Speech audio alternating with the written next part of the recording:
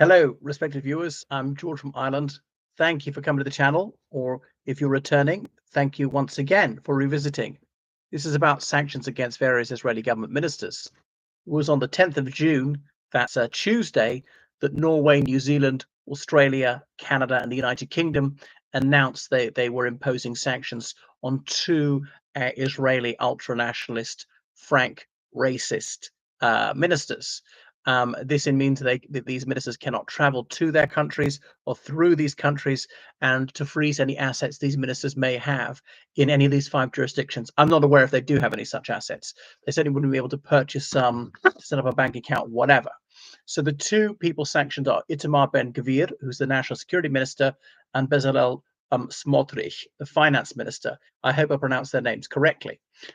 So these are two utterly vile specimens, these men. And I know there are many Israeli people who revile them. The many Jewish people who are not Israeli also recognize that these two guys are an absolute disgrace, that they do not represent Jewish people and Judaism, which has got its humanitarian principles. And there are morally upstanding and physically courageous Jewish people who say, no, mercy of the Palestinians. Even they want to destroy Hamas, they say, but we have to have proportionality. We have to distinguish between civilians and militants. Moreover, just because Hamas does this kind of thing, indiscriminate slaughter of civilians, that doesn't mean that the state of Israel should do likewise. It's got to be grounded on the noblest principles of humanitarianism, human rights, international law, and so forth. And so it goes on. Now, Itamar Ben-Gvir, he is notorious. He has publicly lauded people who are outright racist, illegal immigrants in the West Bank. And he said that those who willfully murdered unarmed Palestinian civilians are heroes. Heroes. Wow. Wow. Because obviously deliberately killing civilians, knowing them to be civilians, if it's not as part of some military attack on a proper target, that's murder. And it doesn't matter who the perpetrator is or who the victim is. And he says that Al-Aqsa Mosque ought to be leveled, and a synagogue ought to be constructed in room of it. Moreover, he's praised Israeli civilians who blocked aid convoys that the Israeli government has green lighted. So he's been very public in advocating for deliberately starving Palestinian civilians to death. It really is sickening. And say, oh, there's no shortage of food in Gaza. Well, of course there is. So what would the effect of cutting off aid be? Of course it would be to make a shortage of food, wouldn't it? Otherwise, what is the purpose if you don't want to cut them off of food? Because Gaza has virtually no agricultural capacity. It's one of the most densely populated places in the world. It's largely desert, and so forth. I mean, any farming equipment and so on would have been destroyed. Almost every building is either destroyed or damaged. Thank you so much. I really appreciate your comment, Paramount. So please keep them coming. What else about that? So leveling Al-Aqsa Mosque would be egregiously offensive to the Muslim world, to 1.5 billion people.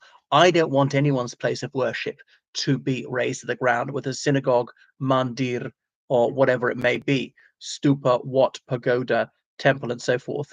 So this is the sort of outright racist who is a part of Netanyahu's coalition. Now, talk about anti-Semitism. He is an anti-Semite. Arabs are Semites as much as Jews. And bear in mind, as Arabs outnumber Jews at least 20-1 in the world, being anti-Arab is even, in a sense, even more anti-Semitic than being Jewish. Is against even more Semites and so forth. Supposedly, the blood of Abraham, as President Jimmy Carter's book had it, the Jews, the descendants of Shem, just like their Ishmaelite brothers. Okay. And Bezalel Smotrich, the Minister for Finance, who said that, yes, they ought to blockade Gaza, not allow in any comestibles, medicines, medical equipment, and so forth. He said that starving civilians to death might be justified and moral. All right, the operative word is might. How can that possibly be justified and moral? I wouldn't advocate it against Israelis or any other nationality, any ethnicity, and so on. I say, what about the Second World War, the First World War? And say, let's say the United Kingdom blockaded Germany, didn't allow shipping in.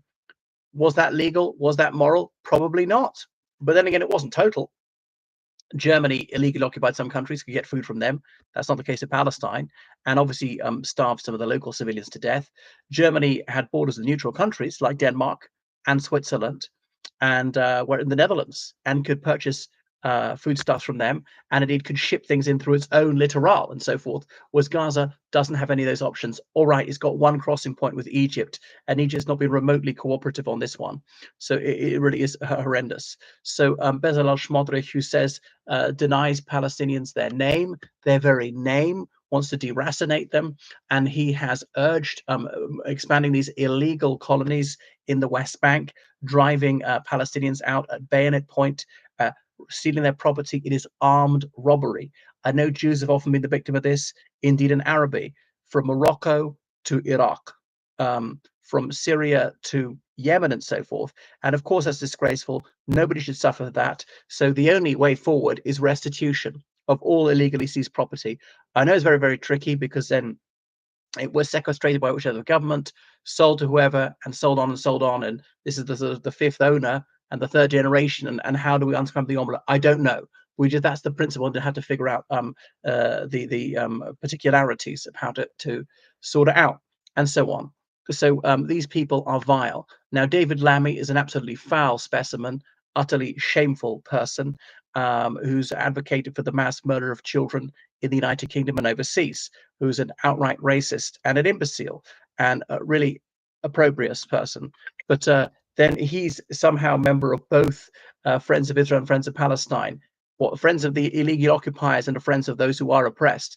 Well, that makes sense. So you can see how two-faced he is. But, you know, can the devil speak true? Even he gets it right occasionally. And it's got to say something. I see I'm a bit too popular, that all these countries which had fairly good relations with Israel recently, even they've been driven to do this. Too little, too late, perhaps. Okay, so Itamar Ben-Gvir, he was completely unapologetic in saying that the days of the mandate are over. Well, that's a straw man argument. Whoever said mandatory Palestine is still going. And by the way, it'd still be far, far better for both Jews and Arabs if the mandate was on, but mandatory Palestine is never, ever coming back, and so on. But even he doesn't pretend what he's doing is legal and moral, and so on. So Schmodrich says this is one-sided and hypocritical. Well, obviously Hamas is an illegal organization in the United Kingdom, and so on.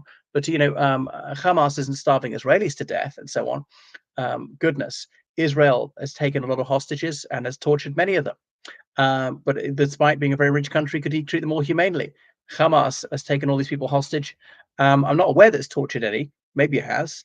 And I don't think any of them were malnourished when they were handed back, and so on. So it really is terrible what's happening. I'm so lucky to live in peace, and so on. I don't think it will deter these guys, but you've got to do something.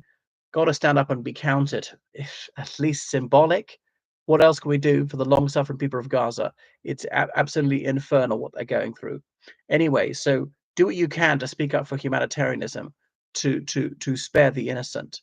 Thank you for watching my channel. Make sure you subscribe on Patreon, donate PayPal, georgecallahan79@gmail.com. Goodbye.